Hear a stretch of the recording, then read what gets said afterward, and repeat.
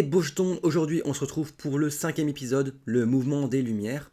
Donc c'est un mouvement bien particulier parce qu'il est en corrélation également avec la philosophie. Donc si vous voulez connaître un peu plus de philosophie, vous avez juste à regarder ma série sur la philosophie finalement.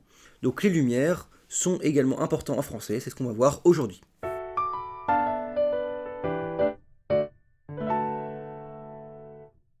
Donc les Lumières commencent à environ 1715 et terminent précisément à 1789, c'est-à-dire à la Révolution française. Donc les écrivains des Lumières s'engagent afin de répandre le savoir et de favoriser l'exercice de la raison contre les ténèbres de l'ignorance et du despotisme. Donc un despotisme, je rappelle, c'est l'autorité tyrannique d'un tyran finalement. Ils refusent toute vérité imposée par l'autorité religieuse ou politique. C'est ce qui nous a permis finalement de passer de monarchie à république. Donc les Lumières veulent développer l'exercice de la raison critique, c'est le principe de la philosophie, combattre la tolérance et les préjugés, diffuser les connaissances des sciences et des techniques, et défendre les valeurs de la liberté et d'égalité. Très progressiste. Les Lumières abordent des thèmes essentiels, l'analyse des formes du fanatisme et de la superstition, le regard critique porté sur les préjugés, les coutumes et les mœurs, ou l'idéal de tolérance et de reconnaissance des autres, ou encore même la quête du bonheur. C'est le principe de la philosophie, encore. On le retrouve dans des romans, des contes philosophiques, des dictionnaires, des pamphlets. Alors les pamphlets, c'est ce qu'on voit ici, c'est des sortes de flyers qu'on peut plier, comme ici, ça c'est un pamphlet. Les lettres philosophiques ou encore les essais. On le trouve à peu près partout finalement. Donc on peut reconnaître le mouvement des Lumières avec un dialogue argumentatif, de l'ironie parfois, avec l'implication du lecteur, ou encore avec des discours d'éloquence.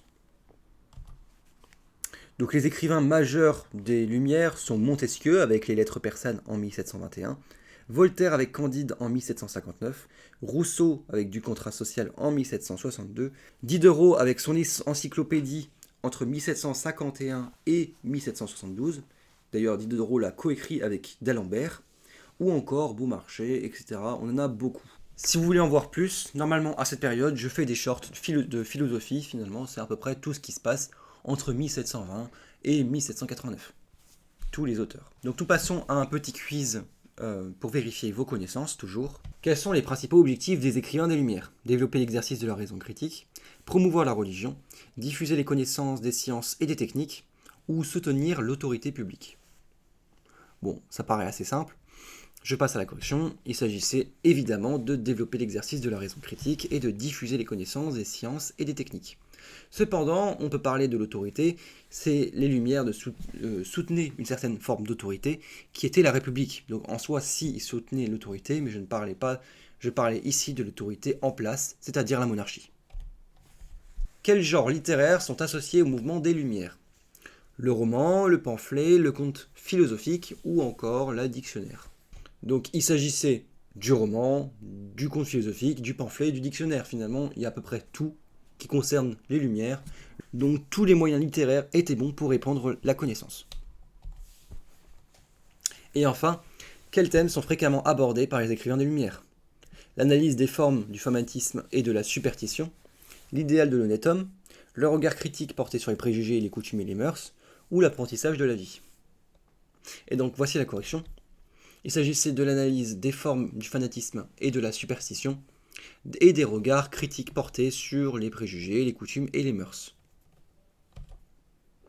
Merci d'avoir regardé cette vidéo, j'espère qu'elle vous aura été utile, et on commence le 19e siècle dans 2 semaines. On se retrouve la semaine prochaine pour les auteurs, à la prochaine, à plus!